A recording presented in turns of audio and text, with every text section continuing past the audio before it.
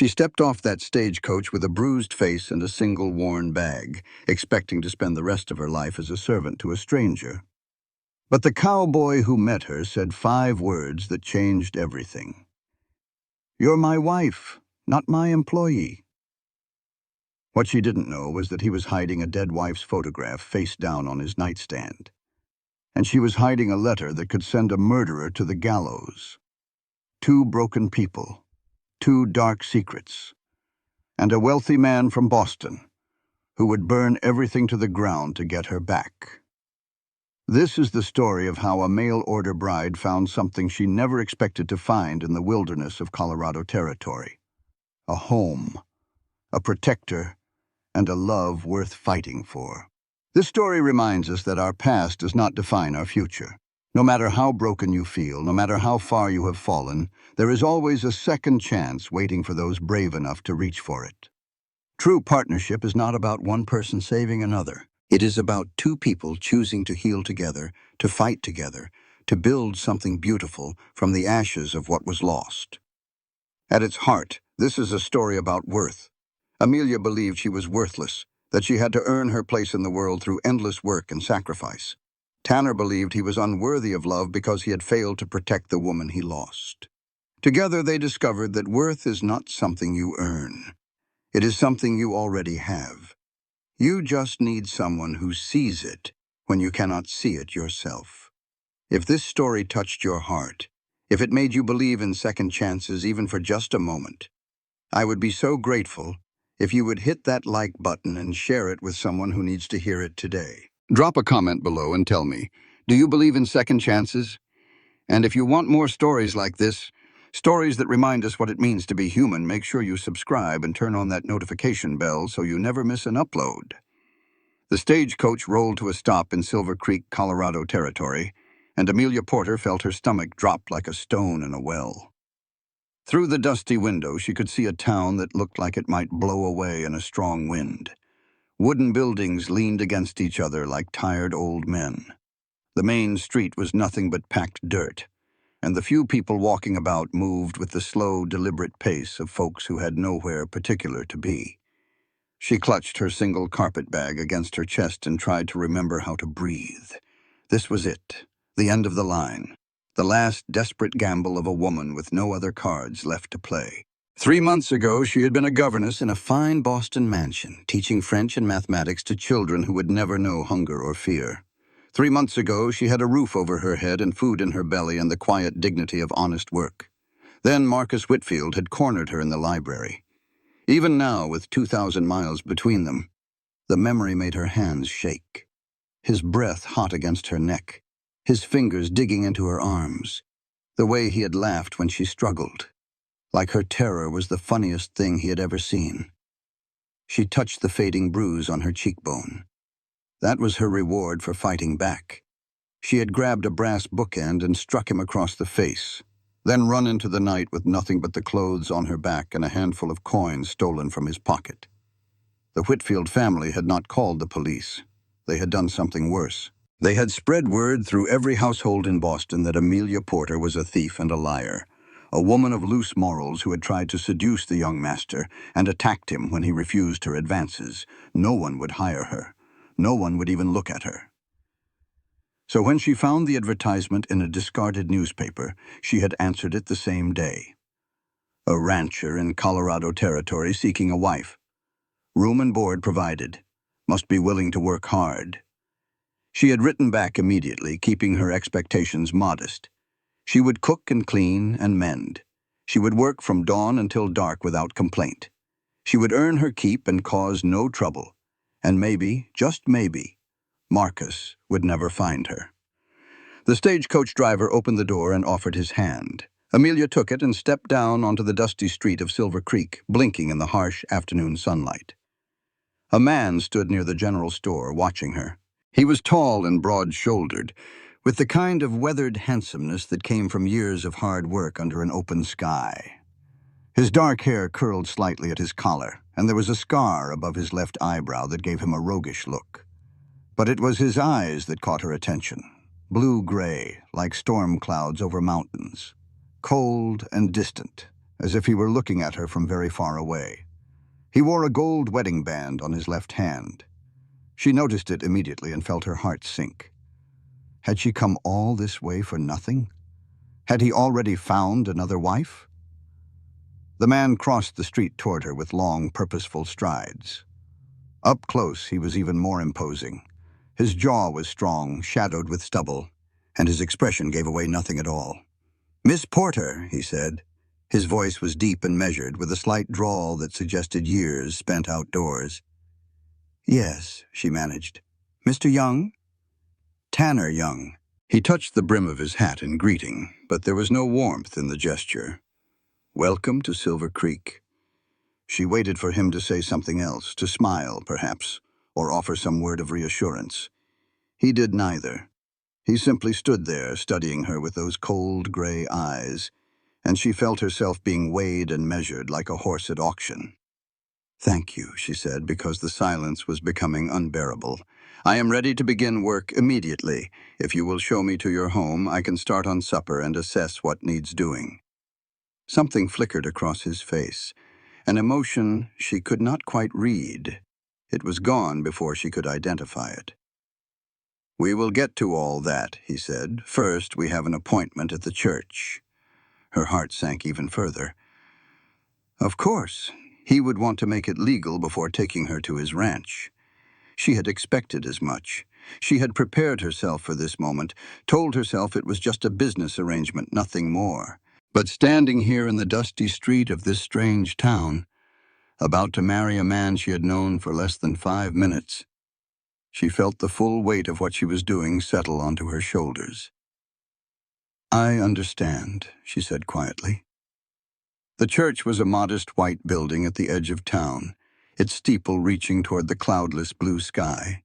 The minister, a round-faced man named Reverend Whitmore, greeted them with warm enthusiasm that suggested he and Tanner were well acquainted.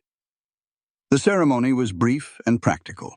2 witnesses were pulled in from the street to make it official. A shopkeeper and his wife, both of whom seemed more interested in getting back to their business than in watching 2 strangers pledge their lives to each other. Amelia spoke her vows in a quiet voice, very aware that she was promising to love, honor, and obey a man she had known for less than an hour. When Tanner slipped a plain silver band onto her finger, she looked up at him in surprise. She had not expected a ring. His expression was solemn as he met her gaze. Something in his look made her heart skip in an unfamiliar way. "You may kiss your bride," Reverend Whitmore announced cheerfully. Tanner hesitated. Then he leaned down and pressed a chaste kiss to her forehead. It was gentle, almost brotherly, and Amelia felt an unexpected pang of disappointment. Afterward, they walked to where his wagon waited. He helped her up onto the seat with steady hands, then climbed up beside her and took the reins. As they rolled out of town, Amelia tried to memorize landmarks, though she suspected it would be some time before she returned to Silver Creek. "The ranch is about an hour from here," Tanner said, breaking the silence. "It is not fancy, but it is solid. The house is good-sized. My father built it before he passed. I am sorry for your loss. It was 5 years ago. He had a good life." He glanced at her. "What about your people?" "Your letters mentioned they had passed, yes. 3 years ago. Yellow fever." The familiar ache settled in her chest. There was no one else. "I mean, I had cousins, but they had their own families to worry about." He nodded, understanding in his expression. "It is hard being alone." They rode in silence for a while, the wagon wheels creaking as they climbed into the foothills. The landscape was breathtaking, so different from anything Amelia had known in Boston. Pine trees towered above them, and in the distance snow-capped peaks pierced the sky. The air smelled of sage and sun-warmed earth. She remembered something from her last day at the Whitfield mansion. Mrs. Whitfield had looked at her strangely as she fled down the hallway. Not with anger or accusation, but with something that looked almost like sorrow, like she knew something she could not say. Amelia pushed the memory aside. It did not matter now. Boston was behind her. This was her life now. Mr. Young, she began carefully, I want you to know that I will work very hard. I am a good cook, and I know how to manage a household. I can sew and mend, and I am willing to learn whatever else is needed. I know I am not what you probably hoped for in a wife, but I promise I will earn my keep. He pulled the wagon to a stop so abruptly that she grabbed the seat to steady herself. When he turned to face her, his expression was intense. Those storm cloud eyes bore into hers with an emotion she could not name. Is that what you think? He asked. That I brought you all the way out here to work for me? She blinked, confused. Yes. Is that not the arrangement? No, madam, it is not. His voice was firm but not unkind. Let me make something clear. You are my wife, Amelia, not my employee, not my servant. My wife. The words hung in the air between them, and Amelia felt her cheeks flush with heat. I do not understand, she said. You need someone to cook and clean and help run your household. I need a partner. He took off his hat and ran a hand through his hair, as if searching for the right words. Someone to build a life with. Yes, there is work to be done. That is the reality of ranch life. But we do it together, as equals. You will not be waiting on me hand and foot like some hired girl. Amelia's throat tightened with unexpected emotion. No one in her life had ever spoken to her of equality, of partnership. But the advertisement said, I was looking for a wife. That is what you are. That is all you need to be. His eyes searched her face. Don't expect me to love you. I'm not capable of that anymore. But you will be respected. You will be protected. No one will lay a hand on you while you are under my roof. That is the arrangement. She stared at him, unable to speak. She had steeled herself for indifference at best, cruelty at worst. She had not prepared for this, for a man who looked at her with cold eyes but spoke words of unexpected kindness. Did you think I wanted a slave? He asked quietly. I thought you wanted someone to make your life easier, she whispered. Someone who would not ask for much in return. I want someone to share my life with. Someone who will talk to me over supper and sit with me in the evenings. Someone who will make this ranch feel like a home instead of just a place I sleep. He paused. I want you to be happy here, Amelia. Can you understand that? She nodded, not trusting herself to speak. The kindness in his voice was almost more than she could bear. They continued the journey in a different kind of silence, one that felt less awkward than contemplative. Amelia kept stealing glances at her new husband, trying to reconcile her expectations with this reality. He sat easily with the reins, occasionally pointing out landmarks or telling her the names of the peaks in the distance. His voice was soothing, and she found herself relaxing despite her nervousness. The ranch appeared as they crested a ridge. It spread out in a valley below like something from a painting. A sturdy two-story house stood at the center, built from logs that had weathered to a warm honey color. There was a barn, a stable, several outbuildings, and corrals where horses grazed. Beyond that, cattle dotted the hillsides, and a creek sparkled in the afternoon light. It is beautiful, Amelia whispered. Tanner smiled, and she realized it was the first time she had seen him do so. It transformed his face, softening the hard angles and making him look younger. It is home, he said. Our home now. At the house, he helped her down from the wagon and carried her carpet bag up the porch steps. Inside, the house was more furnished and comfortable than she had expected. The main room had a stone fireplace, a sturdy table with chairs, a rocking chair, and shelves lined with books. Through a doorway, she could see a kitchen with a cast-iron stove. There are 3 bedrooms upstairs, he said, his voice taking on a careful tone. The largest one is mine, has been for years. But if you would prefer your own room, the one next to it is all made up. I had a woman from town help me get it ready. Clean sheets, a good mattress, everything you might need. Amelia looked at him, understanding dawning. He was giving her a choice. You would not mind? She asked. Separate rooms, I mean. I would mind, he said honestly, but not enough to make you uncomfortable in your own home. We are married, yes, but we are also strangers.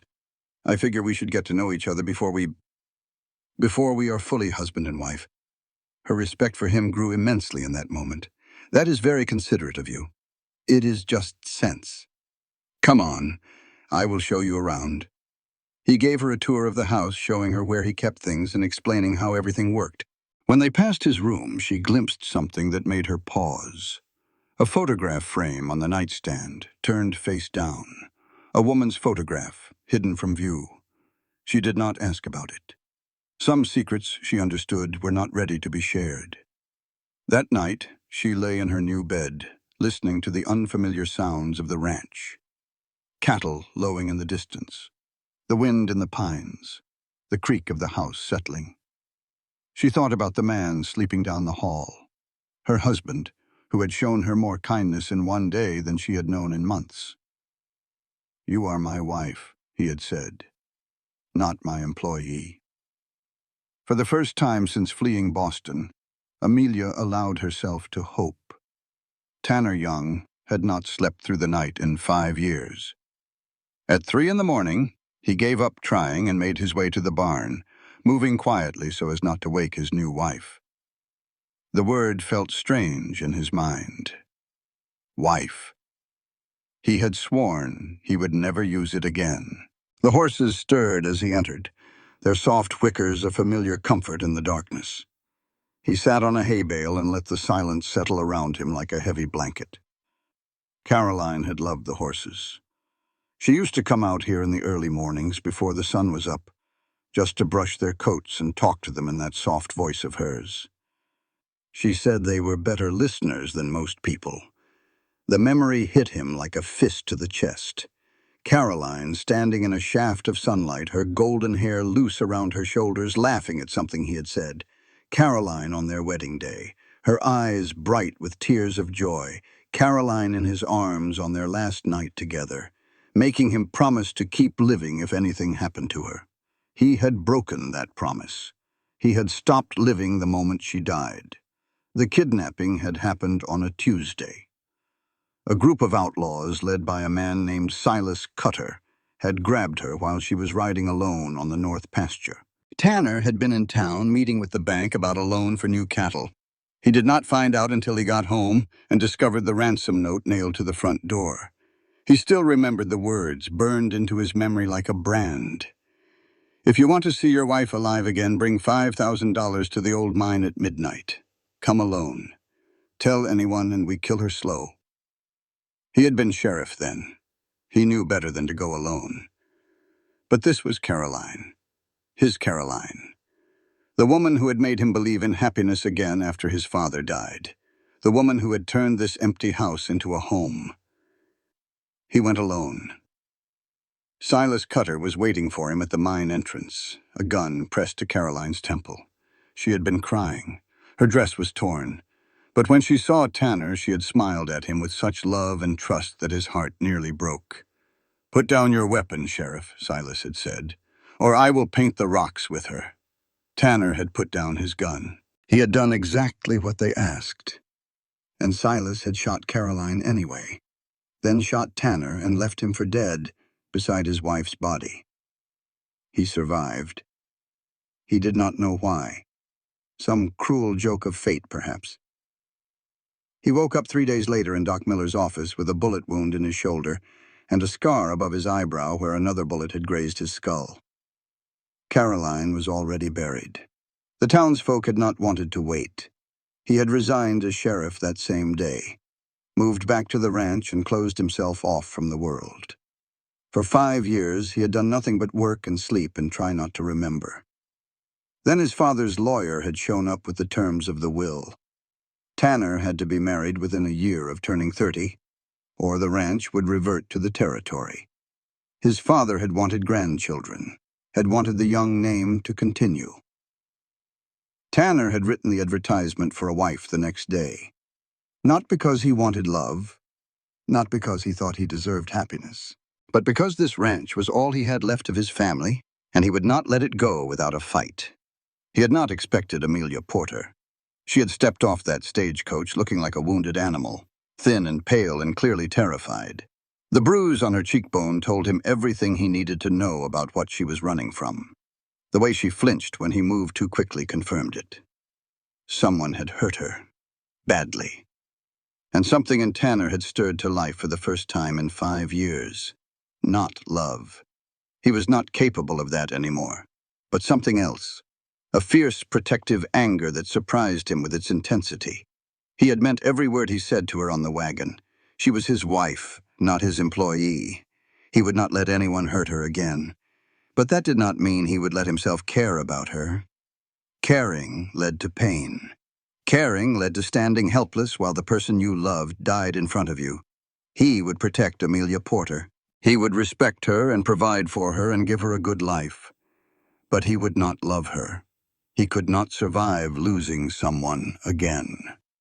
The first light of dawn was creeping over the mountains when Tanner finally left the barn. He walked toward the house expecting to find Amelia still asleep. Instead, he found her in the chicken coop, trying to repair a broken section of fence. She had not seen him yet. Her sleeves were rolled up and her hair had come loose from its braid. Her hands were scraped and bleeding from the rough wood, but she was working with a determined concentration that he found oddly endearing. "You are up early," he said. She jumped at his voice, nearly dropping the hammer. When she turned to face him, he saw the fear flash in her eyes before she could hide it. "I could not sleep," she admitted. "I thought I would make myself useful. You do not have to prove anything to me, Amelia." "I know." She set down the hammer and wiped her hands on her skirt. "But I wanted to. I meant what I said about working hard. I want to earn my place here. Your place is already earned. You are my wife." The word hung between them, heavy with meaning neither of them was ready to address. Footsteps approached, and Tanner turned to see Miguel Santos walking toward them. Miguel was his oldest ranch hand, a weathered vaquero who had worked for Tanner's father for 20 years before Tanner was even born. He was the closest thing to family Tanner had left. "Buenos dias, patron," Miguel said, "and buenos dias to the new señora." Amelia smiled nervously. "Good morning." Miguel studied her with those sharp, dark eyes that missed nothing. Then he nodded, as if satisfied with what he saw. "She is different from the others, patron," he said to Tanner in a low voice. "She does not ask for anything, does not expect anything, like she is used to getting nothing at all. I noticed. Be careful with that one. She has been hurt. I can see it in her eyes." Tanner felt his jaw tighten. "I know." The rest of the morning passed in a blur of introductions and explanations. Tanner showed Amelia around the ranch, introduced her to his 3 hands. Miguel, of course. And the Tucker brothers, Cole and Daniel, both in their early 20s, respectful and polite. "If you need anything, Mrs. Young, you just holler," Cole said. The title startled her. Mrs. Young. She was married. She had a new name and a new life. The realization seemed to hit her all at once, and Tanner saw her eyes go wide with something that might have been wonder or might have been fear. "They are good men," he told her later as they walked back toward the house. "They will respect you as my wife. If any of them do not, you tell me immediately." "I will." She hesitated, and he could see she wanted to ask him something. The question hung in the air between them, unspoken. "What is it?" he asked. "The photograph in your room, the one that is turned face down." She bit her lip. "I do not mean to pry, but I could not help noticing." His chest tightened. For a long moment he did not answer. Then he said, "Her name was Caroline. She was my wife." "Was?" "She died 5 years ago." Amelia's face softened with understanding. "I am sorry. It was a long time ago." But it was not. Not really. 5 years might as well have been 5 minutes. The pain was just as fresh, just as raw, as the day he had watched Silas Cutter put a bullet through her heart. "Is that why you—" She trailed off, unable to finish the question. "Why what?" "Why you said you are not capable of love anymore." He looked at her then, really looked at her. At this woman who had come to him with nothing but a carpetbag and a bruised face and more courage than she knew. I loved her, he said simply. I loved her more than I thought it was possible to love anyone. And I could not save her. I had to watch her die, and there was nothing I could do. He paused. I will not go through that again. I cannot. Amelia nodded slowly. I understand. Do you? More than you might think. There was something in her voice that made him believe her. Some pain she was carrying that mirrored his own. They were both broken, he realized. Both running from ghosts they could not escape.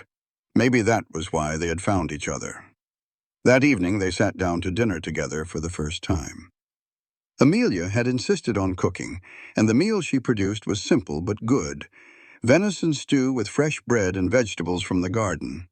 This is excellent, Tanner said, surprised despite himself.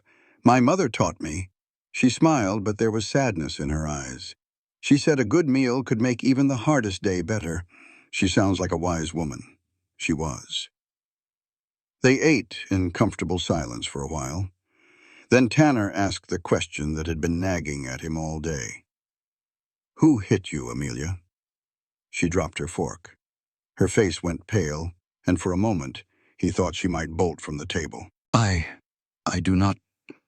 I saw the bruises on your face, on your wrists. Someone hurt you before you came here. I want to know who. The silence stretched between them, heavy and painful. Finally she spoke. A man who believed I belonged to him. Her voice was barely above a whisper. I came here so he would not find me. A cold fury settled in Tanner's chest. He stood from the table and walked to the gun cabinet. He checked his Colt revolver, making sure it was loaded, then slid it back into the holster. If he comes here, he said quietly, he will not leave. Amelia stared at him with wide eyes. You do not even know who he is. I do not need to know who he is. He turned to face her. You are my wife, Amelia. Under my roof and under my protection. Anyone who tries to hurt you will answer to me. Tears welled in her eyes. Why? Why would you do that for someone you barely know? Because you are not just someone. You are my wife, not my employee. He saw the recognition in her face as he echoed his own words from the day before. And for the first time since she had arrived, he saw something else in her eyes. Hope. The letter arrived on a Tuesday morning, 3 weeks after Amelia had become Mrs. Tanner Young. She was alone in the house when Miguel brought it up from town. Tanner had ridden out early to check the north pasture, and the Tucker brothers were mending fences on the far side of the property. The envelope was thick and cream-colored, with an official-looking seal in the corner. Whitfield and Associates, attorneys at law. Amelia's hands began to shake. She took the letter into the kitchen, sat down at the table, and stared at it for a long moment. Part of her wanted to throw it into the fire unopened. Part of her knew she had to read it. She broke the seal.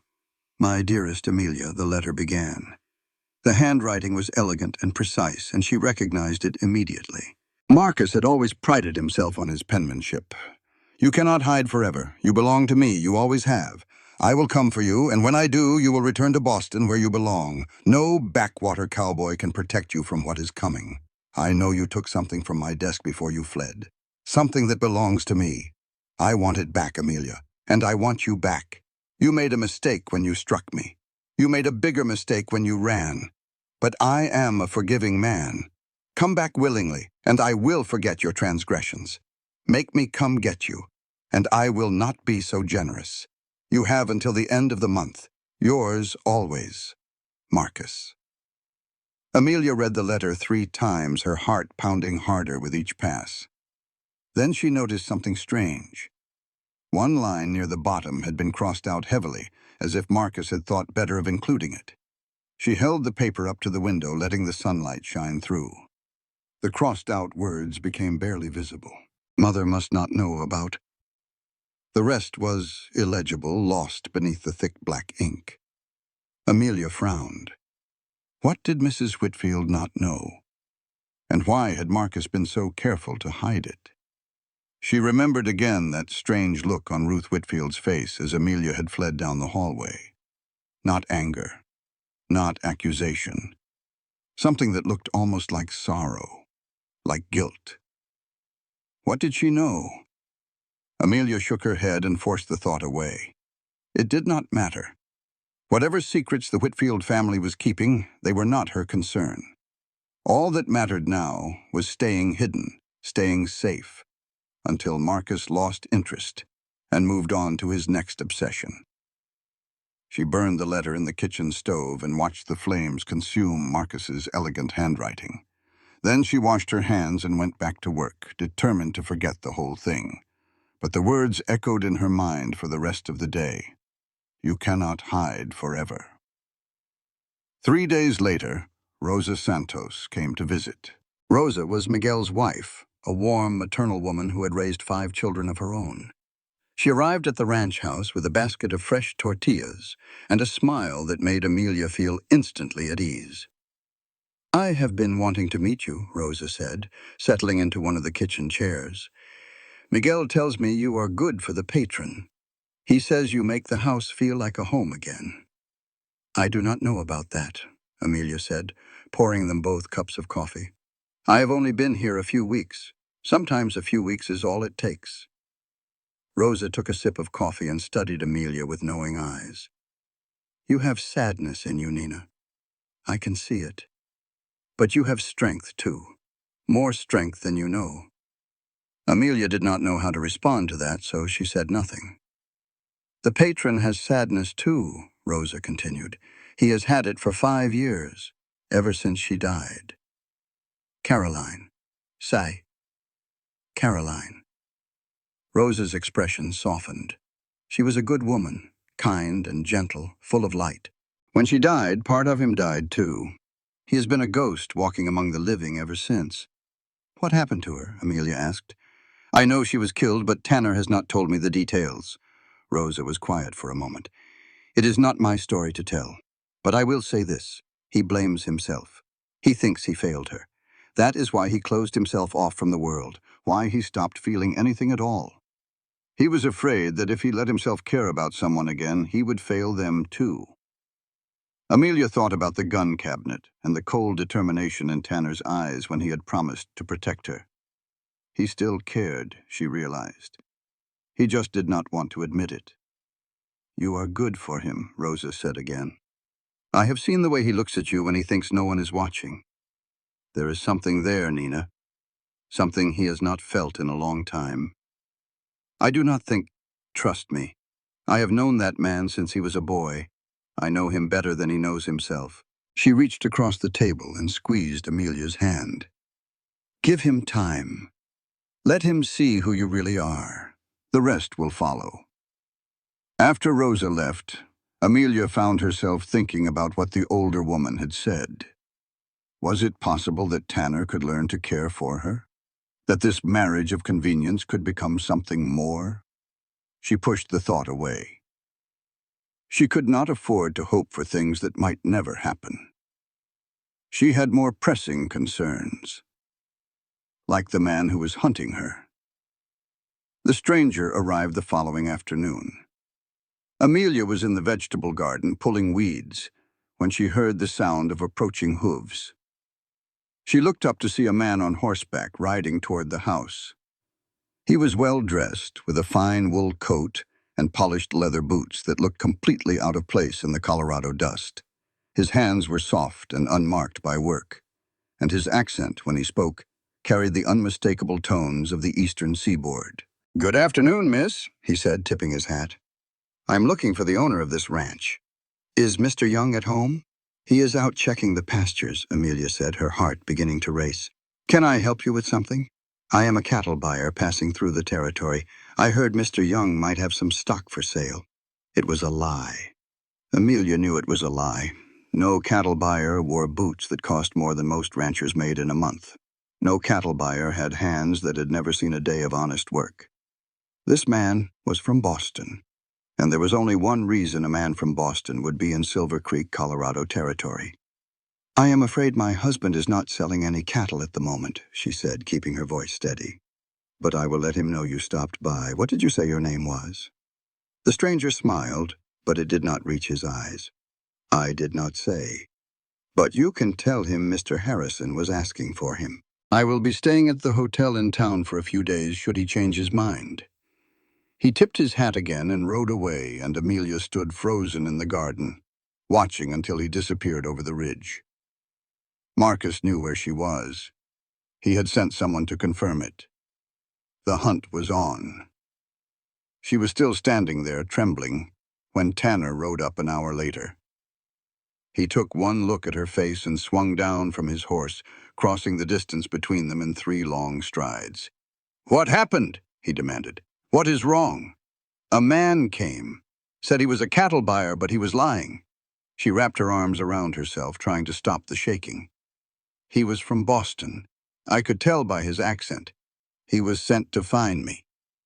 Tanner's expression went cold and hard. "What did he look like?" Amelia described the stranger, every detail she could remember. Tanner listened without interrupting, his jaw tight with controlled fury.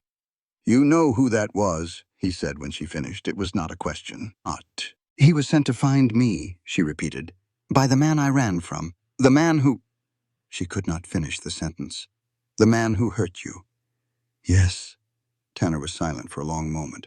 Then he asked a question she had not expected. "Do you want to run?" She blinked. "What?" "If you want to leave, I will help you, give you money, help you get somewhere safe. I will not hold you here against your will." The offer caught her off guard. After everything he had said about protecting her, she had expected him to insist she stay, to take charge and tell her what to do. Instead, he was giving her a choice. She thought about it. She could run again, find another town, another identity, another desperate attempt to stay one step ahead of Marcus. She could spend the rest of her life looking over her shoulder, waiting for the moment when he finally caught up with her. Or she could stay. "I have nowhere else to go," she said finally, "and I am tired of running." Tanner nodded as if this was the answer he had been hoping for. "Then stay. This is your home now. And I meant what I said before. Anyone who tries to hurt you will answer to me." "Why?" she asked. The question came out before she could stop it. "Why do you care what happens to me? You barely know me." He was quiet for a moment, considering. Then he said, "Because you are my wife, not my employee." There it was again. Those words that had changed everything. The words that had made her believe for the first time in months that she might actually be worth something. "But there is more to it than that," he continued. "I have seen the way you work, Amelia. The way you throw yourself into every task without complaint. The way you treat Miguel and the boys with respect. The way you try so hard to earn a place that is already yours." He paused. "You are a good woman. You deserve to be safe. And as long as you are under my roof, I will make sure you are." Tears pricked at her eyes. No one had ever said anything like that to her before. No one had ever made her feel like she mattered. "Thank you," she whispered. "Do not thank me yet." He turned and walked toward his horse. "I need to ride into town, talk to an old friend." "Where are you going?" "To see the sheriff." Tanner swung up into the saddle and looked down at her with those storm cloud eyes. "That man from Boston? He will not bother you again." He rode off without another word, leaving Amelia standing in the fading afternoon light, wondering if she had finally found a place where she could stop running. That night, after Tanner returned from town, they sat together on the porch and watched the stars come out. Neither of them spoke for a long time. The silence was comfortable, companionable in a way that Amelia had not expected. Finally, Tanner said, "The sheriff is going to make some inquiries. Send some telegrams to Boston, see what he can find out about this man you are running from. His name is Marcus Whitfield." The words came out before she could stop them. "His family owns half of Boston. They have money and power and connections everywhere. That is why I came all the way out here. I thought if I went far enough, he would not find me." She paused, then forced herself to continue. "I was a governess in his household, teaching his younger sisters. He decided I belonged to him. When I refused, he—" She touched the fading bruise on her cheekbone.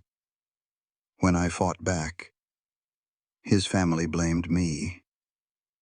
Said I had seduced him and attacked him when he refused my advances. They spread lies about me all over the city.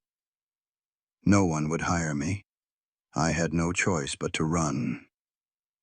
Tanner listened without interrupting. When she finished, his expression was unreadable.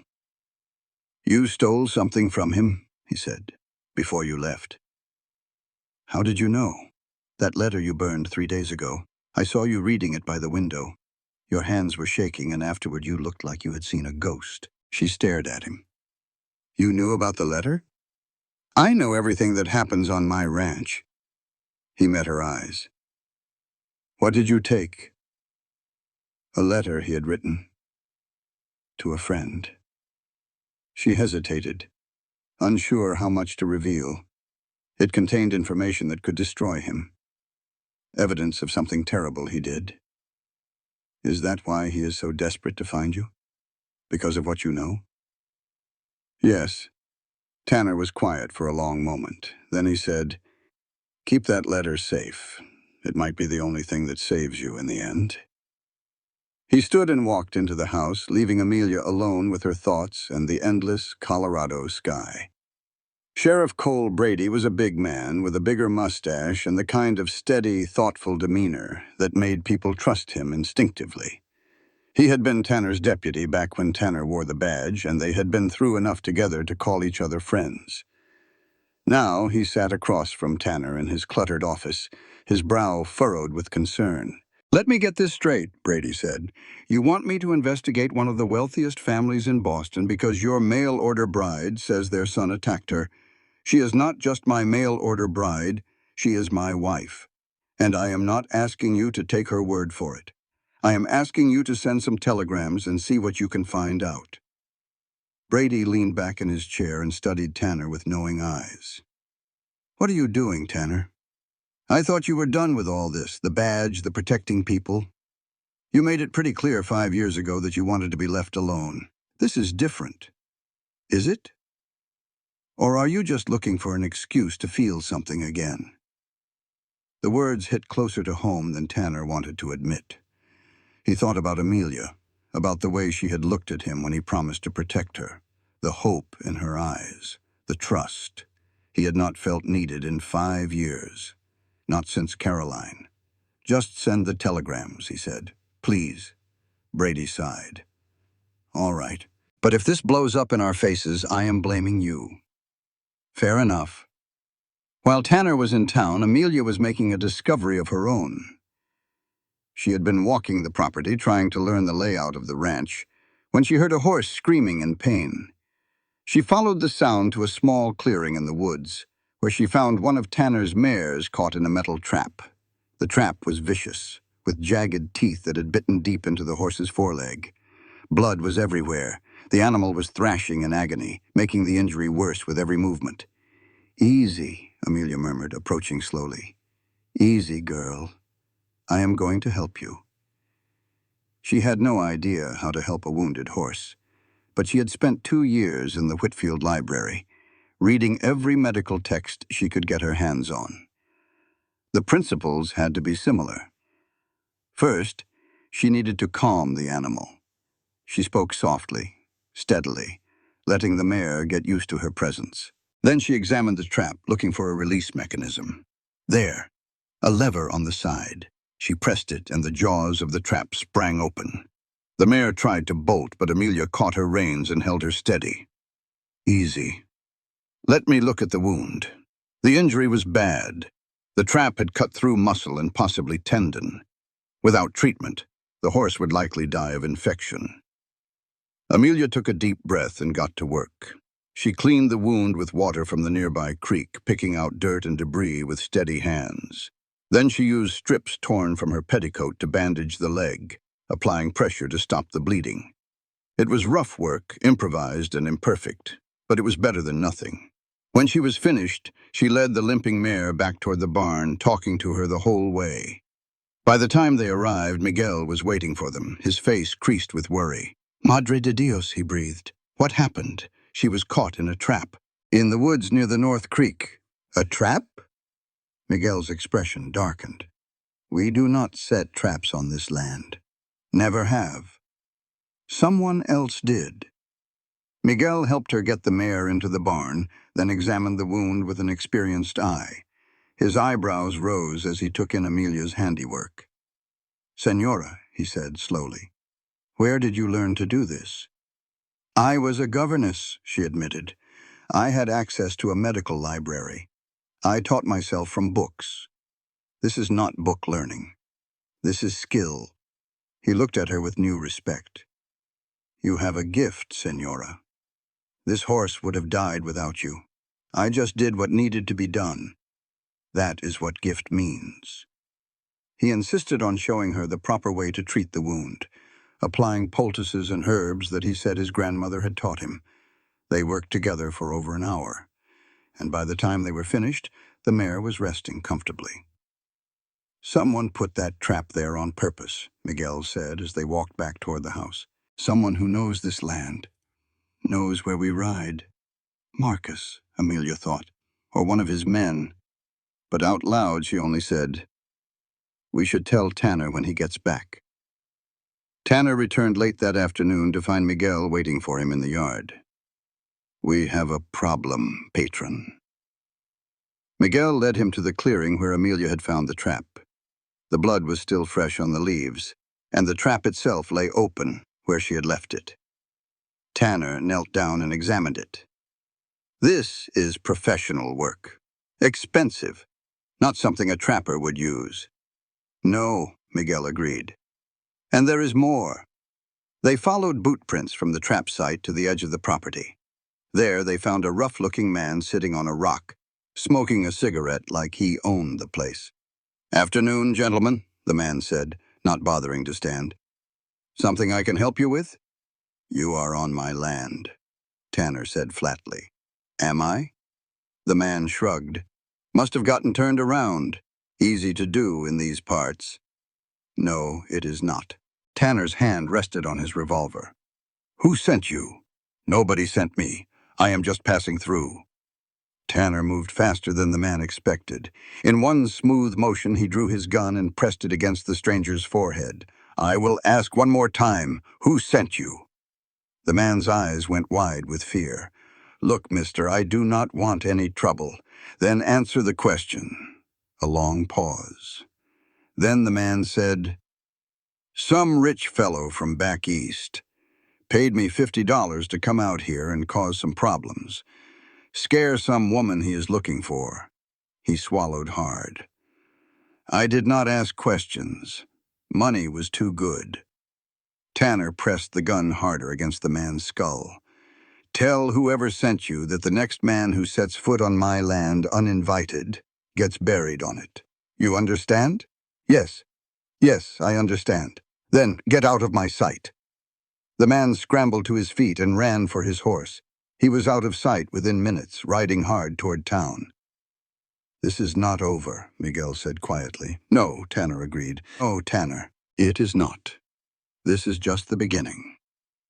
That evening, Amelia was tending to the injured mare when Tanner found her.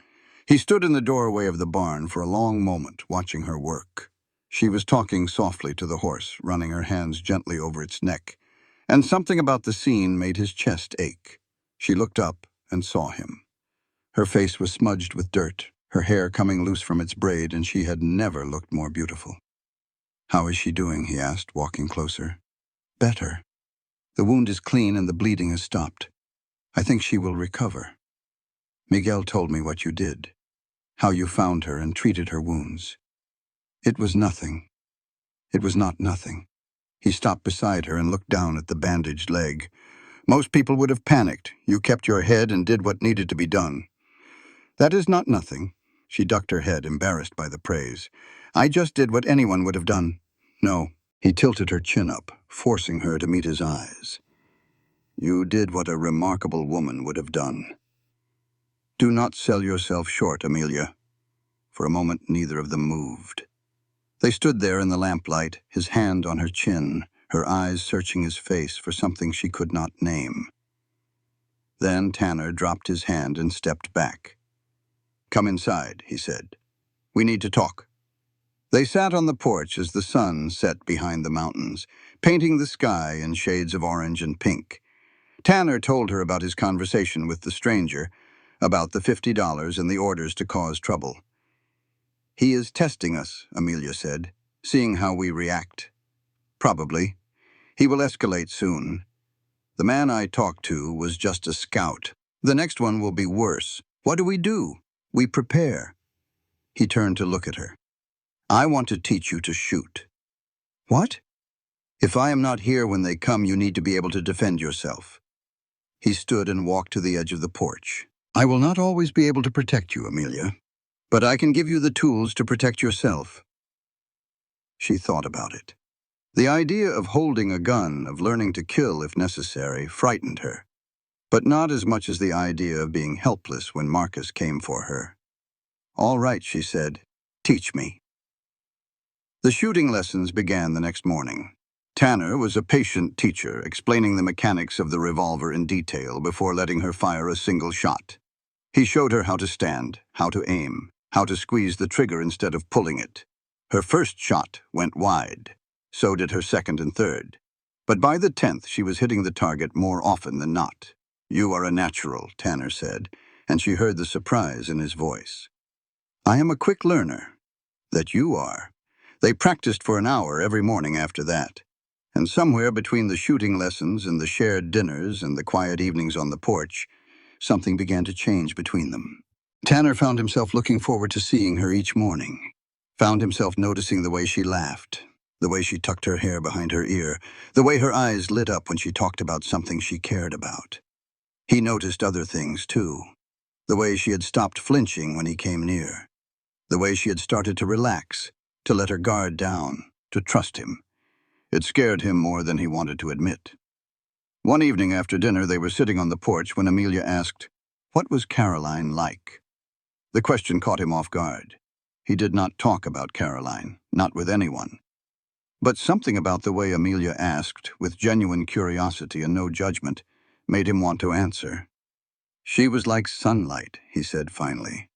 "Warm and bright and impossible to ignore. She could walk into a room and make everyone in it smile. She believed the best in people, even when they did not deserve it." He paused. "She believed the best in me." "You must have loved her very much." "I did. More than I thought it was possible to love anyone." Amelia was quiet for a moment. Then she said, "She sounds wonderful." She was. He expected her to change the subject or to press for more details. Instead, she simply said, "Thank you for telling me about her." Something loosened in his chest.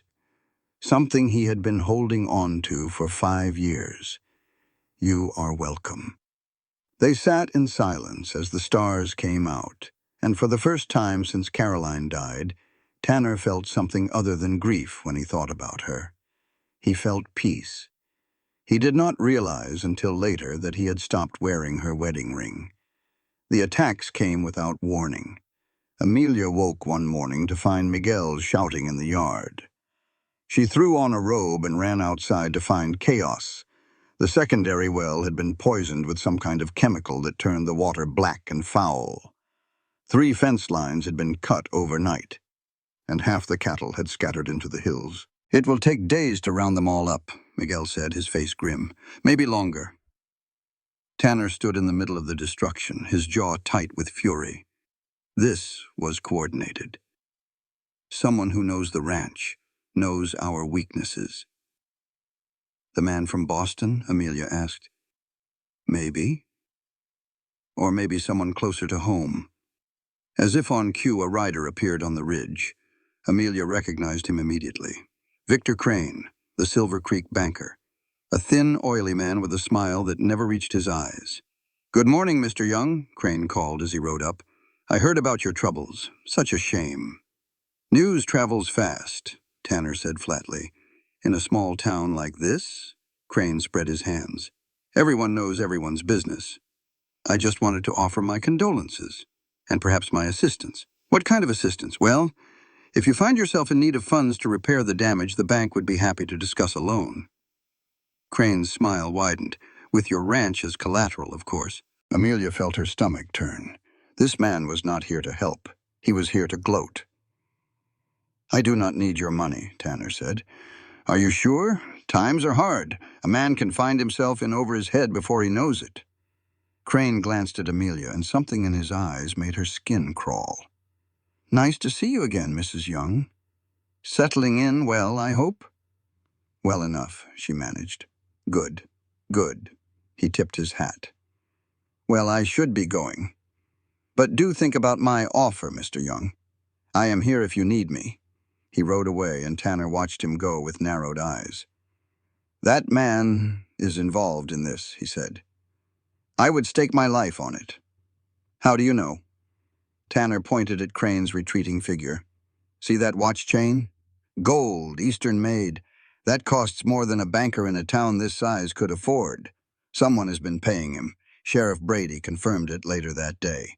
"Crane has been corresponding with a law firm in Boston for months," Brady said, showing Tanner a stack of telegrams. "Whitfield and Associates. They have been promising him business connections in exchange for information about you and your ranch." "So Marcus Whitfield has an ally in Silver Creek," Tanner said. "Looks that way." Brady rubbed his mustache. "There is more. That law firm has been asking questions about your wife. Where she came from, who she is, whether she had any property or connections in the East. They are trying to find something to use against her," Amelia said quietly, "or something to prove she is not legally your wife." The words hit her like a punch to the stomach. Could they do that? Could Marcus somehow invalidate her marriage to Tanner? "We will not let that happen," Tanner said, as if reading her thoughts. "Whatever Crane and Whitfield are planning, we will be ready for them." But readiness was harder than he made it sound. The attacks continued over the next week. More fence lines cut. More cattle scattered. Someone set fire to an outbuilding and nearly burned down the barn. Tanner rode himself ragged, trying to keep up with the damage. Miguel and the Tucker brothers worked from dawn until dark, but there was always more to do. The ranch was bleeding, and there did not seem to be any way to stop it. Then came the telegram from Sheriff Brady. "Marcus Whitfield has left Boston. He will arrive in Silver Creek within the week." Amelia read the words 3 times before they sank in. He was coming. Marcus was actually coming. She found Tanner in the barn, mending a harness by lamplight. When she showed him the telegram, his expression went hard and cold. "It was only a matter of time," he said. "What do we do? We prepare."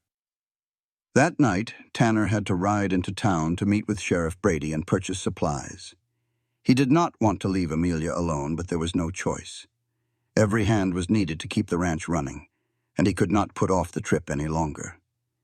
"Miguel will be here," he told her. "The Tucker brothers, too. You will be safe, I know." Safe. He hesitated at the door, looking at her with an expression she could not quite read. "If anything happens," he said slowly, "you do whatever you need to do to survive. You understand?" "I understand." He nodded once, then disappeared into the darkness. The storm rolled in around midnight. Amelia was dozing in a chair by the fireplace when the thunder woke her. Rain hammered against the windows and lightning split the sky every few seconds, turning the world into a series of stark white flashes.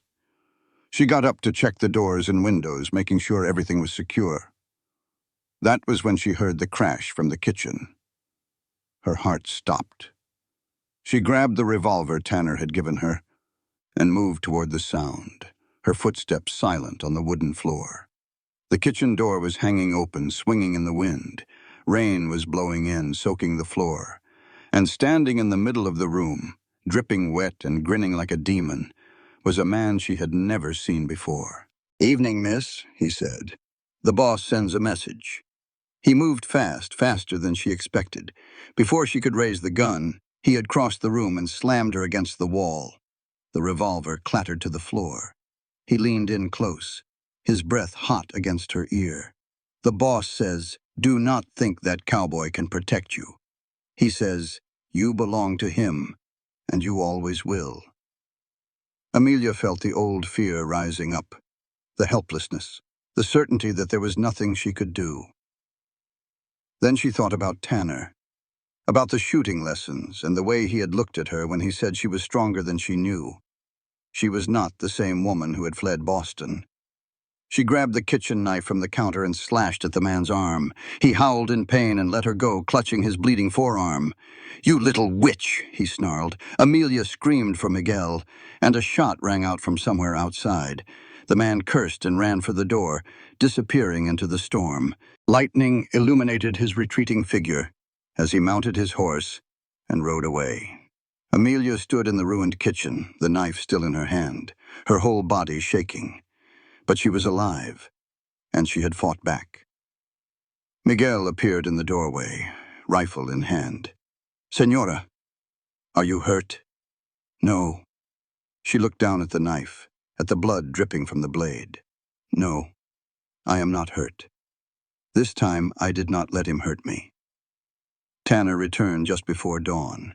He found Amelia sitting by the cold fireplace, the knife still in her hand, staring at nothing. Blood was on her sleeve, not hers. He knelt before her and gently took the knife from her fingers. "Are you hurt?" She looked up at him with eyes that were somehow both terrified and triumphant. "No, this time I did not let him hurt me." Something shifted in the way he looked at her, not just protectiveness anymore, not just concern, admiration. "You are stronger than you know, Amelia." She smiled, and it was the first real smile he had seen from her. "Maybe I am starting to believe that." He took her hand and helped her to her feet. "Come on. It is late, and you need rest." He led her to the stairs, and she expected him to take her to her own room, like always. Instead, he stopped at his door. "Tonight, you stay with me," he said. "I will not leave you alone again." She did not argue. They did not consummate the marriage that night. They simply lay together in the darkness, her back against his chest, his arm around her waist. It was intimate in a way that had nothing to do with physical desire and everything to do with trust. A wall had fallen between them, and neither of them knew how to build it back up. "You are my wife," he murmured into her hair. "Not my employee." "I know," she whispered back. And for the first time, she truly believed it. Tanner lay awake long after Amelia fell asleep, watching the moonlight trace patterns on the ceiling. He had not shared a bed with anyone since Caroline, had not wanted to. The mere thought of it had felt like a betrayal, like dishonoring her memory. But having Amelia here, warm and solid against him, did not feel like betrayal. It felt like the first breath after drowning, like coming home after a long, cold journey. It terrified him. He thought about Caroline's last words to him, the promise she had made him give. "If anything happens to me, promise you will keep living. Promise you will love again." He had broken that promise for 5 years, had locked himself away from the world and refused to feel anything at all. But now, with this woman in his arms, he could feel the ice around his heart beginning to crack, and he did not know if he was ready for what lay beneath. Morning brought bad news. Miguel came to the house just after sunrise, his face drawn with pain. He was holding his side, and when he moved his hand, Tanner saw blood seeping through his shirt. "What happened?" Tanner demanded. "The intruder last night. He did not just run. He shot at me as he fled. I thought it was nothing, just a graze, but—" Miguel swayed, and Tanner caught him before he could fall. "Amelia," he called. "Amelia, I need you." She appeared at the top of the stairs, still in her nightgown. When she saw Miguel, her face went pale. "What happened?" "Bullet wound. Might be infected. The doctor is 2 days away in Boulder." Amelia came down the stairs, her expression shifting from fear to determination. "Let me see," she said. They got Miguel to the kitchen table, and Amelia examined the wound with steady hands. The bullet had grazed his side, tearing through muscle and leaving a jagged gash that was already red and swollen with infection. "I can help him," she said. "I have read surgical texts. I know how to clean wounds and fight infection. Tanner looked at her. Are you sure? No. But I am the only chance he has. She worked for hours. Rosa arrived midway through, summoned by Daniel Tucker. The older woman took one look at the situation and rolled up her sleeves. Tell me what you need, Nina. Together they cleaned the wound, removing dead tissue and debris. Amelia applied poultices made from herbs that Rosa knew and treatments she had read about in the Whitfield Library. They stitched the wound closed with needle and thread and bandaged it with clean cloth. By the time they finished, Amelia was exhausted and covered in blood. But Miguel was breathing easier, and the angry red around the wound had started to fade. He will live, Rosa said, her voice thick with emotion. You saved him, Nina. We saved him together. But Rosa shook her head. No. This was you. You did not panic.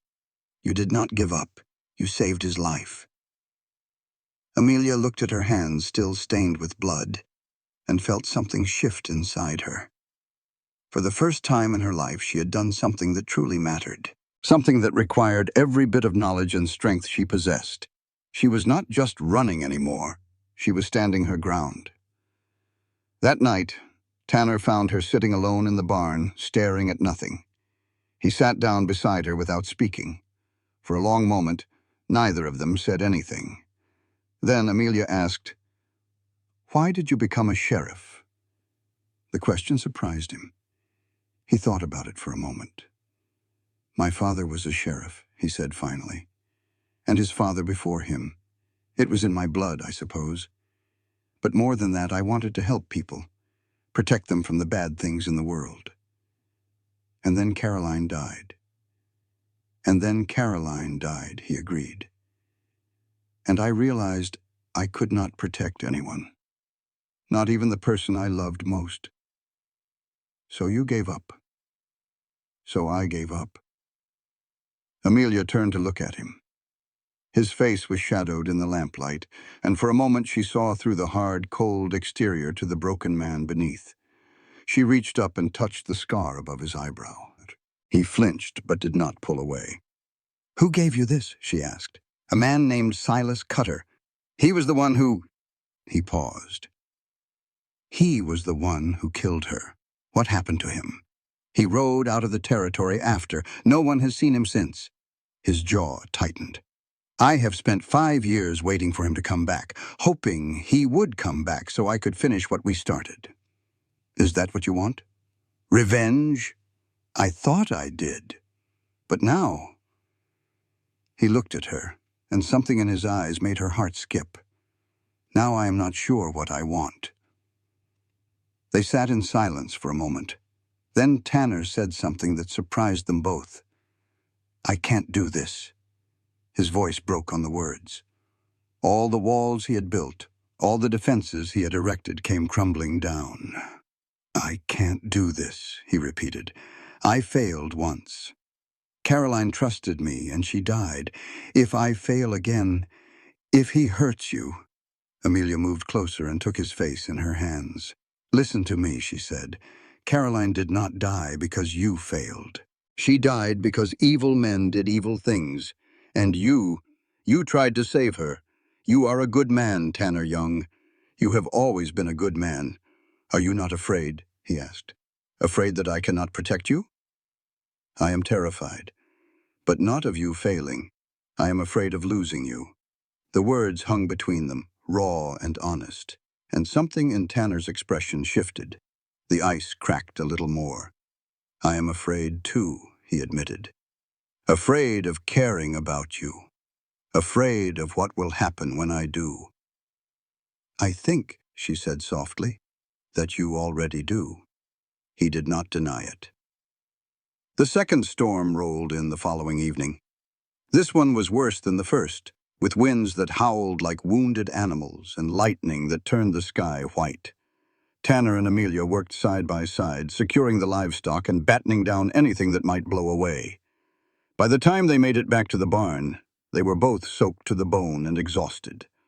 Amelia leaned against the wall, catching her breath. Water streamed from her hair and her dress was plastered to her body. She was covered in mud, and she had never looked more beautiful. Tanner crossed the distance between them in 2 steps and kissed her. It was not like the chaste kiss at their wedding. This one was hungry and desperate and real. It tasted like rain and want, and 5 years of loneliness coming to an end. When they finally broke apart, Amelia's eyes were wide. "Tanner, you said you could not—" "I lied. To you and to myself." He kissed her again, and this time she kissed him back with equal fervor. They did not consummate the marriage that night. The moment was too new, too fragile. But they held each other until the storm passed, and when dawn broke, everything had changed. Tanner was the one who found the telegram.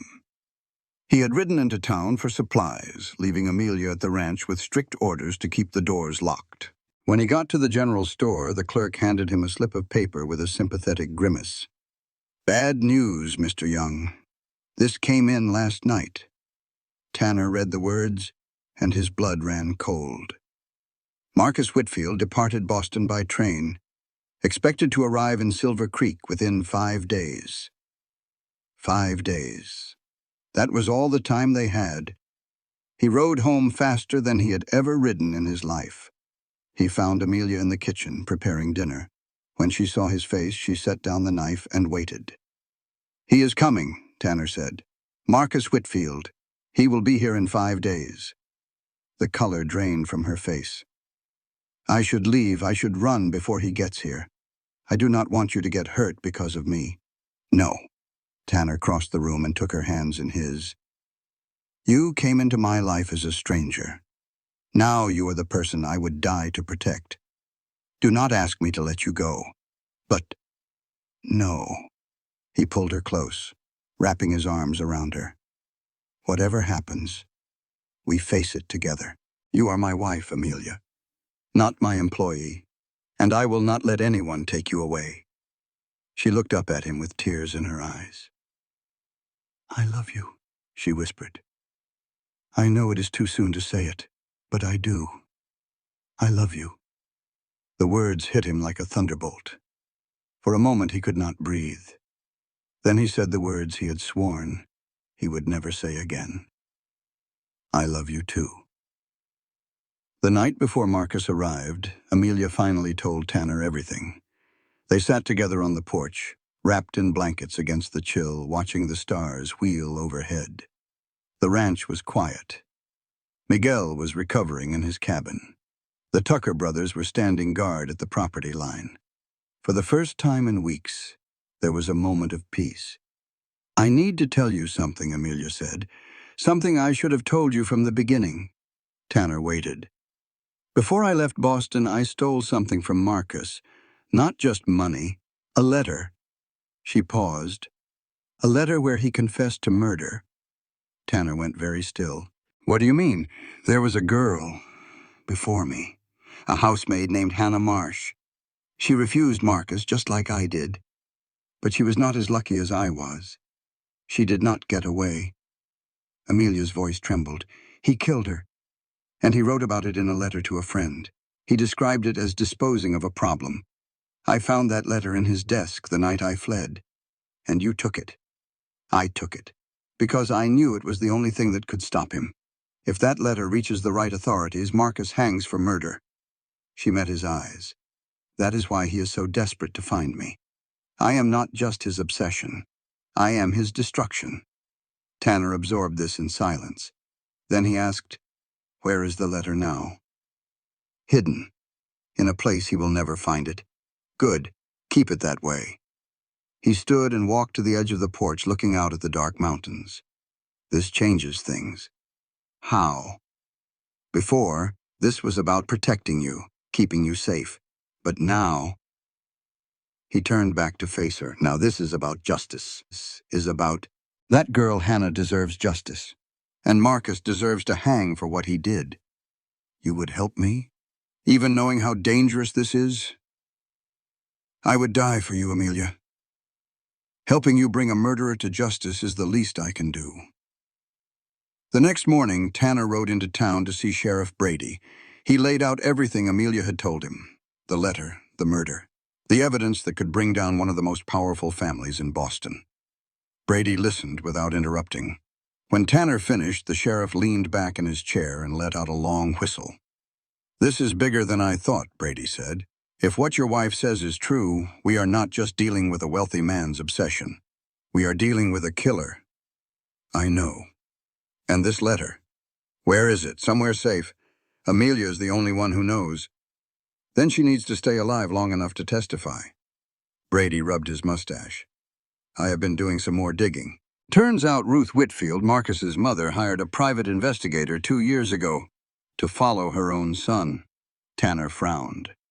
"Why would she do that?" "From what I can tell, she suspected something was wrong, something she could not prove." Brady slid a telegram across the desk. The investigator sent regular reports to Mrs. Whitfield, reports about Marcus's behavior, his obsessions, his activities. "She knows," Tanner said slowly. "She knows what he is, looks that way. But she has kept quiet about it, protected him. Until now? That is the question, is it not?" Brady stood and walked to the window. "Marcus is on his way here with lawyers and hired guns. He thinks he can waltz into Silver Creek and take whatever he wants, but if his own mother has evidence against him, then we might have an ally we did not expect." "Exactly." Tanner rode home with a plan forming in his mind. But he did not get a chance to share it. Victor Crane was waiting for him at the ranch. The banker sat on his horse in the middle of the yard, surrounded by half a dozen armed men. Miguel stood on the porch with his rifle, and the Tucker brothers flanked him on either side. "Mr. Young," Crane called as Tanner approached. "So good of you to join us." "Get off my land, Crane." Now, is that any way to greet a neighbor?" Crane's smile was oily and false. "I am just here to discuss a business proposition. I am not interested in your propositions." "You should be." Crane leaned forward in his saddle. "Marcus Whitfield arrives tomorrow. He has made it very clear what he wants. The woman you call your wife. He is willing to pay handsomely to get her back. She is not for sale." "Everything is for sale, Mr. Young. You just have not heard the right price yet." Crane spread his hands.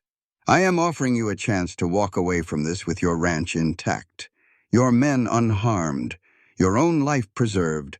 All you have to do is give us the woman." Amelia appeared in the doorway of the house. She had heard everything. "I will never go back to him," she said, her voice steady. "Never." Crane's eyes flickered toward her, and something ugly passed across his face. "Then, I suppose we will have to take you." What happened next was a blur. Crane's men drew their weapons. Miguel fired first, dropping one of them from his horse. The Tucker brothers opened fire a split second later. Tanner drew his revolver and put a bullet through the shoulder of the man nearest to Amelia. She dove back into the house as gunfire erupted all around. The fight was brief, but brutal. By the time it was over, 3 of Crane's men were dead, and 2 more were wounded. Crane himself had fled at the first sign of real resistance, his horse's hooves kicking up dust as he galloped toward town. "Is everyone all right?" Tanner shouted. "We are fine, Patron," Miguel called back. "But that coward Crane got away. Let him go. He will be back. And next time he will have Marcus with him." Tanner found Amelia in the kitchen, pressed against the wall with her eyes squeezed shut. "It is over," he said gently. "They are gone." "For now," she whispered. "For now," he agreed. "But we are not done yet." That night they did not pretend anymore. They came together fully, completely, holding nothing back. It was not just physical. It was the joining of 2 souls that had been broken and were finally beginning to heal. Afterward, they lay tangled in the sheets, her head on his chest, his fingers tracing lazy patterns on her back. "Whatever happens tomorrow," he said, "I need you to know something. You saved me, not the other way around." She lifted her head to look at him. "What do you mean? When you came here, I was dead inside. I had been dead for 5 years since Caroline. I went through the motions of living, But I did not feel anything, did not want to feel anything. He paused. But then you stepped off that stagecoach and something changed. You made me want to live again, to fight again, to love again. Tears spilled down her cheeks. Tanner. I love you, Amelia. I love you more than I thought I could ever love anyone again. And I will not let Marcus Whitfield or anyone else take you away from me. She kissed him then, soft and sweet. I love you too, she whispered against his lips. And I am not going anywhere. Later, as she slept, Tanner got up and walked to the window. He could see the mountains silhouetted against the stars, eternal and unchanging. But everything else had changed. He opened the drawer of the nightstand and pulled out the wooden box. Inside was Caroline's ring, the ring he had worn for 5 years as a reminder of what he had lost. He looked at it for a long moment. Then he closed the box and handed it to Amelia. I want you to keep this, he said, not to wear, but so you know that I am ready to let go of the past. She took the box with trembling hands. Are you sure? I have never been more sure of anything in my life. Outside, the first light of dawn was breaking over the mountains, and in the distance, Tanner could hear the sound of approaching hooves. Marcus Whitfield had arrived. Marcus Whitfield rode into Silver Creek like he owned the place. He came with an entourage that would have been impressive in Boston and was downright shocking in a small Colorado town. A personal attorney in a 3-piece suit, a valet carrying luggage, 4 hired guns with hard eyes and fast hands, and at the center of it all, Marcus himself, tall and handsome and utterly confident. The kind of man who had never heard the word no in his life. The whole town turned out to watch him ride down Main Street. Women whispered behind their hands. Men shifted uncomfortably. Even the horses seemed nervous. Marcus dismounted in front of the church where Sunday services had just let out. Perfect timing. He wanted an audience. Good morning, everyone, he called, his voice carrying across the crowd. I apologize for interrupting your worship, but I am afraid I have urgent business to attend to. He spotted Tanner and Amelia at the back of the crowd and smiled. Ah, there she is, my missing bride. Amelia felt her blood turn to ice. Tanner's hand found hers and squeezed tight. I am not your bride, she said, her voice steady despite her terror. I never was. Now. Is that any way to greet your fiancé? Marcus produced a piece of paper from his coat and held it up for everyone to see. I have here a betrothal document signed by Miss Amelia Porter, promising to marry me before she fled Boston.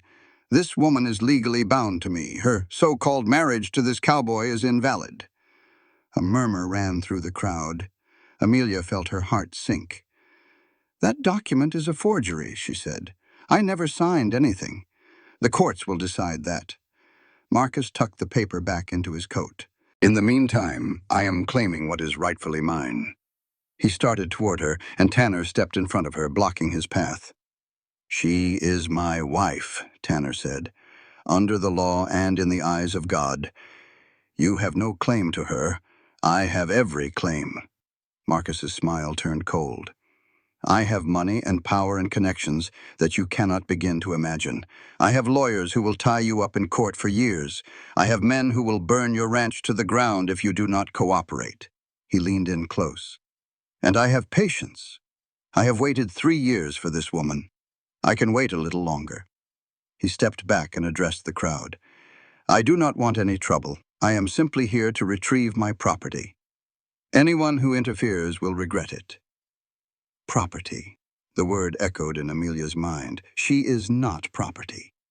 She did not realize she had spoken aloud until everyone turned to look at her. What did you say? Marcus asked, his eyes narrowing. I said, I am not property. Amelia stepped out from behind Tanner, her chin raised, her voice clear. I am a human being. I am not something to be bought or sold or owned, and I will never, ever belong to you. For a moment, Marcus looked genuinely surprised. Then his expression darkened. You will regret saying that, he said quietly. I regret a lot of things. Meeting you is chief among them. But I do not regret fighting back, and I do not regret running. And I certainly do not regret marrying a good man who treats me like an equal instead of a possession." The crowd murmured again, louder this time. Amelia could see sympathy in some faces, admiration in others. Marcus saw it too, and he did not like it. "We will continue this conversation in private," he said, forcing a smile. "Come, Amelia, let us discuss this like civilized people." "No. No? I have nothing to say to you that I have not already said." She reached for Tanner's hand again. "And anything you have to say to me, you can say in front of my husband." The standoff might have continued indefinitely if Sheriff Brady had not chosen that moment to intervene. "All right, folks," he said, stepping between Marcus and the Youngs. "That is enough excitement for one Sunday. Mr. Whitfield, I suggest you take your business to the hotel. We can discuss this matter in my office tomorrow morning, like civilized people." Marcus glared at the sheriff, then at Tanner, then at Amelia. "Very well," he said. "Tomorrow, then." He turned and walked away, his entourage following behind. But Amelia knew it was not over. Not by a long shot. The confrontation happened that evening. Marcus had demanded a private conversation with Amelia. Tanner had refused. But Sheriff Brady pointed out that refusing might be used as evidence that Tanner was keeping her prisoner. So Amelia agreed to meet with Marcus, in public, at the hotel lobby, with Tanner waiting just outside. It did not go as planned. Marcus had arranged for the lobby to be empty. His men had paid off the hotel owner, cleared out the other guests. When Amelia walked in, she found herself alone with the man who had haunted her nightmares for 3 years. "Amelia," Marcus said, rising from his chair, "you look well. Country life agrees with you. What do you want?" "I want what has always been mine." He crossed the room toward her. "I want you. I am not yours. I never was. You were always mine from the moment I first saw you in my father's house." He reached out to touch her face, and she flinched away. "You just did not know it yet. I knew it. That is why I ran. A mistake you will not make again." His voice hardened. "You think some dirt farmer can protect you from me? My family owns judges, we own police, we own senators." He stepped closer. "You will come back to Boston with me, willingly or not. And the letter I took from your desk? What about that?" Marcus's face went very still. "You will give that back," he said quietly. "And if I do not? Then I will burn everything you love to the ground." He smiled, but there was no warmth in it. "Starting with your precious cowboy." The door burst open and Tanner stormed in. He had heard everything through the thin walls, and he was not going to stand by any longer. "Get away from my wife," he said. "Or what?" Marcus turned to face him. "You will shoot me? In front of witnesses?" "There are no witnesses here, you made sure of that." Marcus laughed. "True. But I have 4 armed men outside. You would not make it to the door." "Maybe not. But you would not make it either." They stood there face to face, neither willing to back down. Then Marcus did something unexpected. He drew his gun. The shot came from nowhere. One moment, Marcus was pointing his weapon at Tanner. The next, he was on the ground, clutching his arm, blood seeping between his fingers. Standing in the doorway, a small derringer smoking in her hand, was Ruth Whitfield. "Hello, Marcus," she said calmly. "We need to talk." Marcus stared at his mother with a mixture of shock and betrayal. "You shot me," he said. "You actually shot me." "I did." Ruth Whitfield lowered the derringer but did not put it away. "And I will do it again if you do not stay exactly where you are. Mother, what is the meaning of this?" "The meaning is that I am ending this, ending the lies, ending the pretense." She stepped into the room, her face a mask of controlled fury. "I know what you did, Marcus. I have known for years. You do not know anything. I know about Hannah Marsh." The color drained from Marcus's face. "I know what you did to her. I know where you buried her body. And I know that if the authorities ever find out, you will hang." Amelia felt Tanner's hand close around hers. "How long have you known?" Tanner asked. 2 years. Ruth's voice was heavy with exhaustion. "I hired a private investigator after I noticed changes in my son. He became secretive, cruel. The boy I raised was disappearing, and I needed to know why. She paused. What I discovered nearly destroyed me. Then why did you protect him? Amelia demanded. Why did you let him hunt me across the country? Because he is my son. Ruth's eyes glistened with unshed tears. Because I hoped, foolishly, that I could control him, that I could keep him from hurting anyone else. But I was wrong. She looked at Marcus with something like grief. I was so wrong. Marcus struggled to his feet, clutching his wounded arm. You cannot prove anything, he snarled. It is your word against mine. Actually, it is not. Ruth reached into her bag and produced a leather-bound journal. This belonged to Hannah Marsh.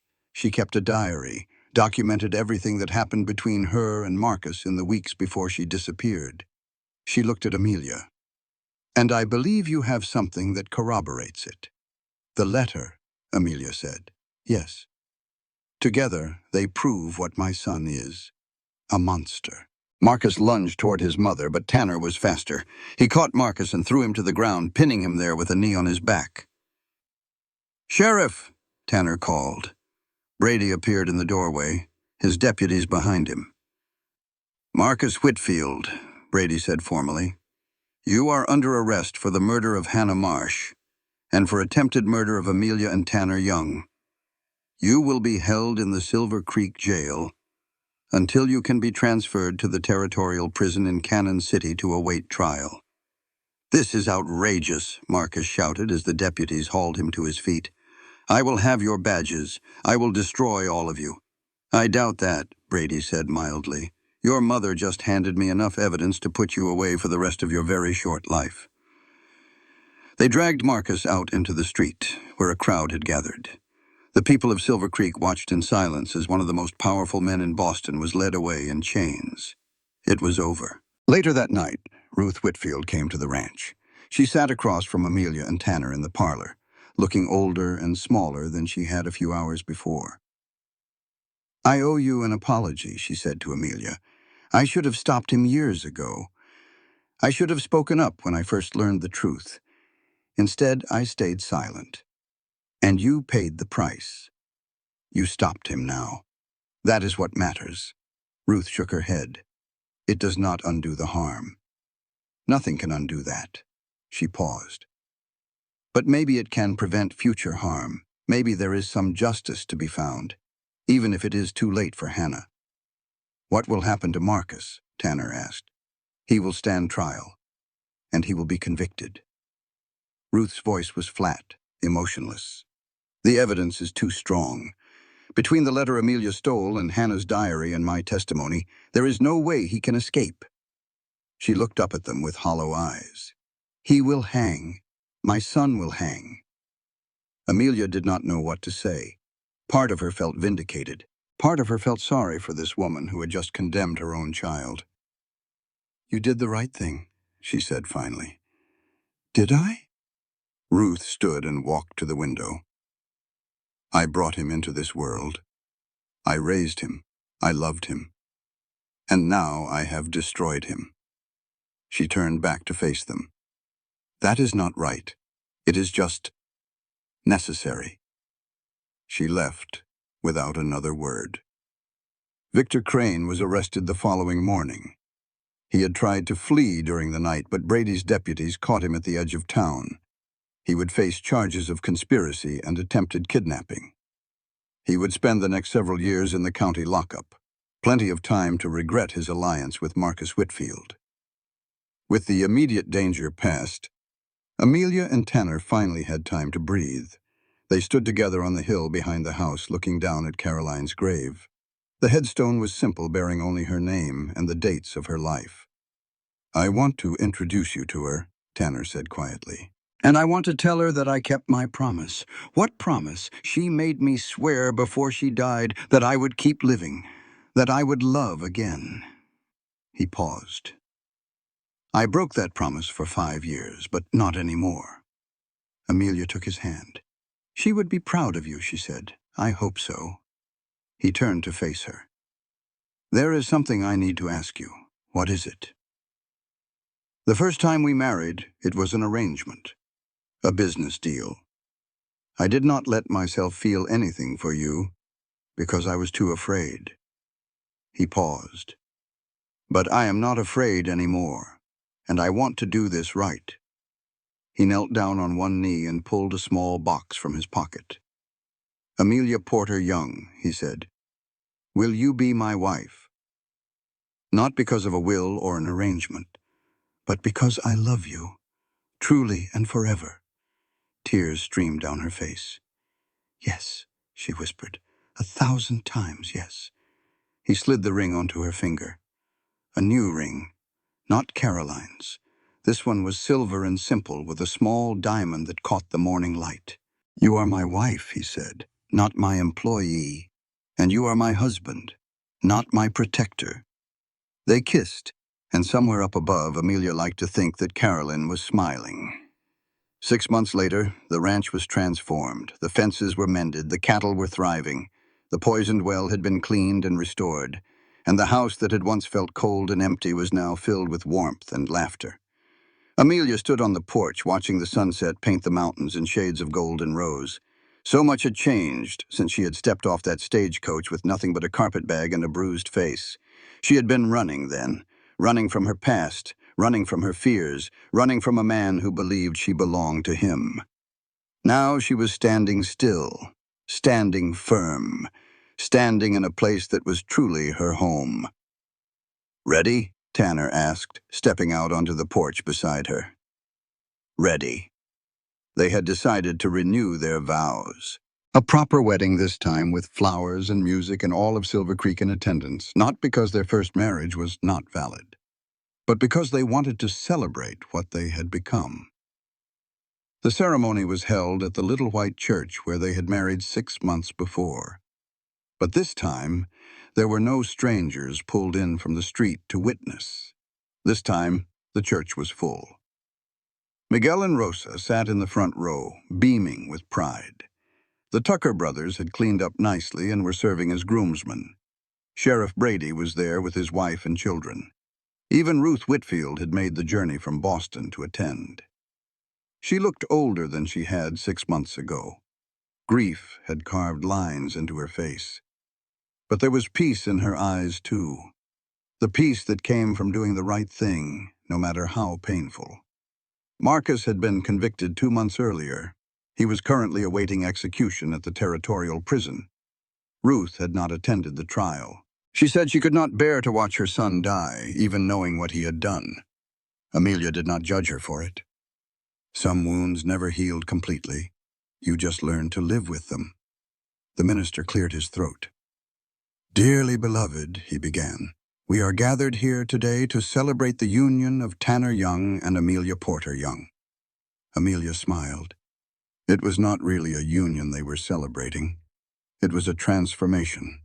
2 broken people who had somehow found wholeness in each other. Tanner took her hands in his. Amelia, he said, when you came into my life, I was a dead man walking. I had given up on happiness, given up on love, given up on everything that made life worth living. He paused. You changed that. You woke me up. You made me believe that I deserved a second chance. Tears streamed down her cheeks. Tanner, she said, when I came here, I expected nothing. I thought I would be a servant, working to earn my keep. I thought I would spend the rest of my life hiding from my past. She squeezed his hands. But you showed me something different. You showed me that I was worth more than I believed. You made me feel like a person instead of property. You made me feel like a wife. The minister smiled. Do you, Tanner Young, take this woman to be your wife? I do. And do you, Amelia Porter Young, take this man to be your husband? I do. Then, by the power vested in me, I pronounce you husband and wife. Again. The congregation chuckled. You may kiss your bride. This time, the kiss was not chaste or brotherly. It was full of promise and passion and all the love they had been building for 6 months. The celebration afterward lasted well into the night. There was food and dancing and more joy than Amelia had ever experienced. She danced with Tanner, with Miguel, with Sheriff Brady, with half the men in Silver Creek. She laughed until her sides ached and cried until she had no tears left. It was the happiest day of her life. Later, when the guests had gone and the house was quiet, Amelia found Tanner standing on the porch looking up at the stars. "What are you thinking about?" she asked, slipping her arms around him from behind. "The future." "What about it?" "I'm thinking about how different it looks now than it did a year ago." He turned to face her. "A year ago, I was just trying to survive. Get through each day without feeling anything. Now, now, now I have everything I never thought I would have again." He pulled her close. A wife, a home, a future worth living for. She smiled. "We have something else, too." "What is that?" "A baby?" Tanner went very still. "What?" "I am expecting." Amelia laughed at his expression. "I was not sure until yesterday, but Rosa confirmed it this morning." "A baby!" He said the word like he could not quite believe it. "We are going to have a baby. We are." Something broke in him then. All the walls, all the defenses, all the armor he had worn for so long. It all came crashing down. He pulled her into his arms and held her tight, and she felt moisture on her cheek. Tears. Her strong, stoic husband was crying. "I never thought," he whispered. "I never thought I would have this again." "Neither did I." She kissed his cheek. "But here we are. Here we are." They stood there for a long time, wrapped in each other's arms, watching the stars wheel overhead. Finally, Amelia said, "We should go inside. It is getting cold." "In a minute." Tanner turned to look at the hand-carved sign above the door. A sign he had put up just that morning. Second Chance Ranch. That is what we are, Amelia realized. Two people who got a second chance. At love, at life, at happiness. "I love you," she said. "I love you too." He kissed her then, soft and sweet. "You are my wife," he said against her lips. "Not my employee." She smiled. "And you are my husband, not my protector." "I will always be your protector, I know. But now I can protect myself too." They walked into the house together, closing the door on the cold night air. Inside, a fire crackled in the hearth. Caroline's ring rested in a glass case on the mantel, honored but no longer haunting.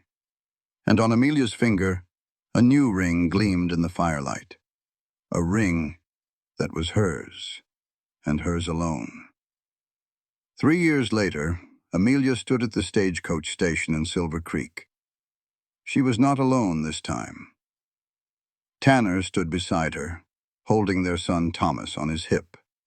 The boy had his father's dark hair and his mother's green eyes, and he was squirming with excitement at all the activity. Rosa and Miguel waved from nearby, keeping an eye on the baby girl in Rosa's arms. Little Caroline, named for the woman who had come before but raised in her own right. The stagecoach rolled to a stop, and a young woman stepped down. She was thin and pale, with frightened eyes and a single worn carpet bag. Another mail-order bride coming to marry a rancher from the next valley over. Amelia walked over to her with a warm smile. "Welcome to Silver Creek," she said. "I am Amelia Young. Do not worry. Things here are going to be different from what you expect." The young woman looked at Amelia. At her confident posture, her bright eyes, the love surrounding her on every side. "Different how?" she asked. Amelia thought about her own journey, about the fear and the pain and the long road to healing, about the man who had told her she was his wife, not his employee. "You will be a wife," she said, "not a servant. Remember that." The young woman's eyes filled with tears and hope. "Thank you," she whispered. Amelia squeezed her hand. That evening, she sat on the porch with Tanner, watching their children play in the yard.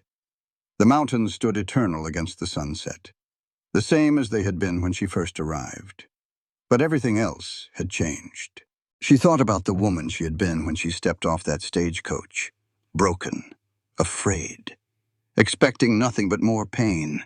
And she thought about the woman she was now, strong, loved, surrounded by family.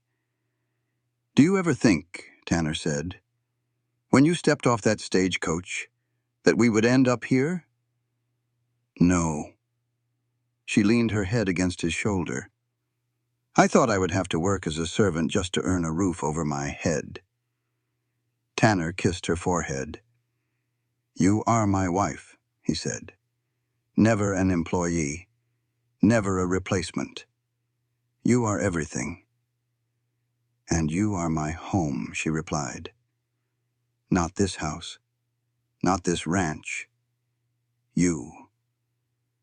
They sat together as the stars came out, watching their children laugh and play, listening to the sounds of the ranch settling in for the night. This was their second chance, and they would spend the rest of their lives making it count. This content was carefully researched, developed, and manually edited by our team to deliver meaningful stories with valuable life lessons. Every narrative is crafted to entertain, inspire, and empower our audience. We believe that great stories can change lives, and we are committed to bringing you content that matters. Thank you for being part of our community.